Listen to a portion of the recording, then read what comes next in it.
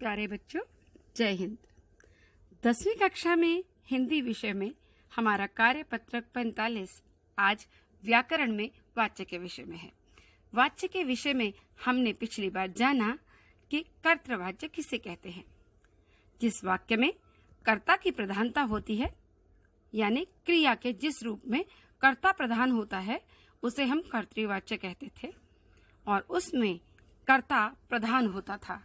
जैसे राम ने रावण को मारा, परसर्ग ने का प्रयोग करते थे हम, और राम उसमें कर्ता प्रमुख होता था, इसलिए उसे कर्तृवाच्य कहते थे। आज हम पढ़ेंगे कर्मवाच्य किसे कहते हैं।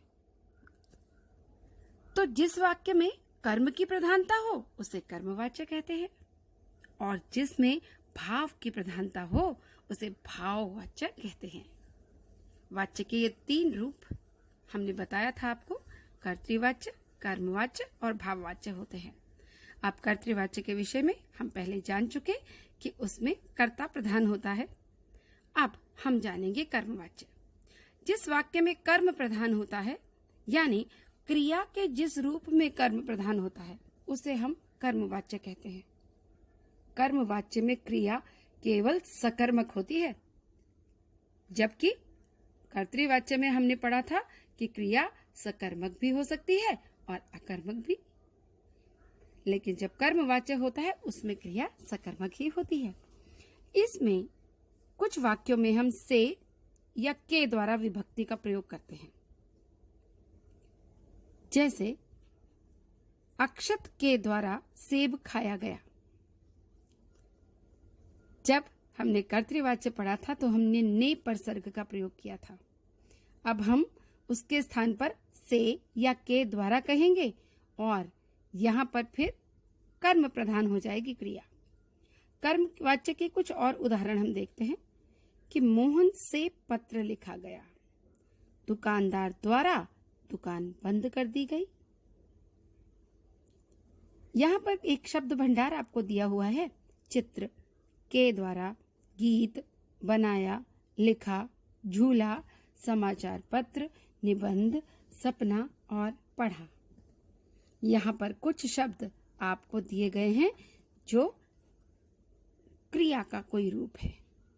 बनाया, लिखा, पढ़ा।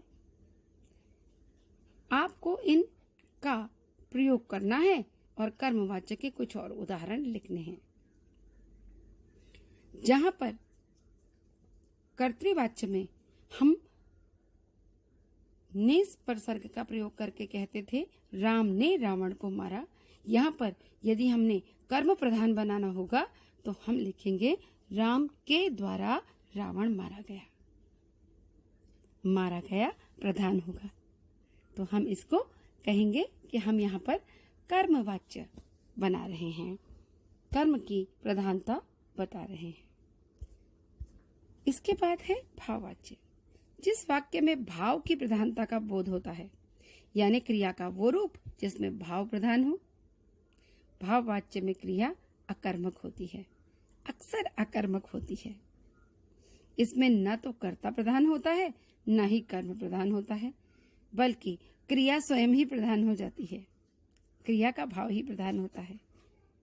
जैसे हंसना एक क्रिया है और अक्षत नहीं हंसता, तो हम उसको भाववाच्य बनाएंगे तो कहेंगे अक्षत से हंसा नहीं जाता। नानी जी चल नहीं सकती, तो भाववाच्य में बदलेंगे तो कहेंगे नानी जी से चला नहीं जाता। मैं खा नहीं सकता, और अगर भाववाच्य में बनाना हो, भाव को प्रधान करना हो, तो मुझसे खाया नहीं जाता।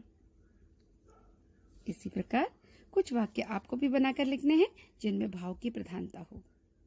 नीचे कुछ शब्द दिए गए हैं आपको। सोया, बनाया, दौड़ा, से, सचिन, मांगा, पढ़ा, मुझसे, रुलाया और बहाना।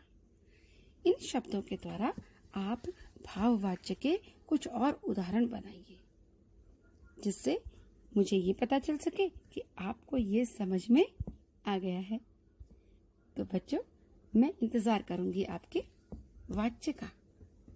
यदि आपको इसमें कुछ समझ में नहीं आता तो आप मुझसे दोबारा पूछ सकते हैं। एक बार मैं आपको पुनरावृत्ति करके बता दूं कि वाच्य के 3 भेद होते हैं। वाच्य का अर्थ ही होता है कि बात को जब भी कहा जाता है उसमें क्रिया का जो भी भाव प्रधान हो उसी को हम उसी प्रकार का वाच्य कहते हैं। यानी क्रिया के जिस रूपांतर से हमें ये पता चलता है कि वाक्य में प्रयुक्त क्रिया का प्रधान विषय कर्ता है तो वो कर्तृवाच्य होता है, और यदि क्रिया का प्रधान विषय कर्म हो तो वो कर्मवाच्य होता है, और यदि भाव हो तो वो भाववाच्य होता है। ये वाच्य के 3 भेद होते हैं, कर्तृवाच्य, कर्मवाच्य और भाववाच्य। 10वीं कक्षा में आप इंग्लिश भी पढ़ते हैं, और अंग्रेजी में आप जिसे एक्टिव और पैसिव वॉइस कहते हैं वो कर्तृवाच्य और कर्मवाच्य ही होते हैं। कर्तृवाच्य में क्रिया के जिस रूप में कर्ता की प्रधानता हो वो कर्तृवाच्य होता है। जैसे रमेश केला खाता है। कर्मवाच्य में कर्म की प्रधानता होती है, यानी केले का खाया जाना ये कर्म है, ये प्रधान होगा, तो हम कहेंगे कि रमेश के द्वारा केला खाया जाता है। और भाववाच्य में हम भाव को प्रधान बनाते हैं, ना तो कर्ता प्रधान होता है उसमें, ना ही कर्म प्रधान होता है। जैसे मोहन से टहला भी नहीं जाता, यहाँ मोहन प्रधान नहीं है, कर्ता प्रधान नहीं है, यहाँ पर भाव प्रधान है, और यहाँ पर अकर्मक क्रिया भी है। तो मोहन से टहला भी नहीं जाता, मुझसे उठा नहीं जाता, धूप में चला नहीं जाता, नानी से अखरोट खाया नहीं जाता। भाववाच्य में अक्सर क्रिया आपको अकर्मक मिलती है और नकारात्मक मिलती है, यानी खाया नहीं जाता, उठा नहीं जाता, चला नहीं जाता। लेकिन ये याद रखें, मैंने कहा कि अधिकांशतः ऐसा होता है, हमेशा ऐसा नहीं होता। जैसे यदि मैं कहूं चलो चले, तो इसे भाववाच्य में बनाना होगा, तो हम कहेंगे चलो चला जाए।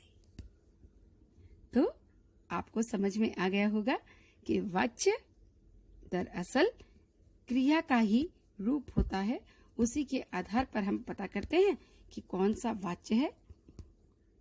इसमें कर्ता के बारे में बात की जा रही है, कर्म के बारे में बात की जा रही है, या भाव की बात हो रही है, और इसी के आधार पर इसके भेद भी हैं, कर्तृवाच्य, कर्मवाच्य और भाववाच्य।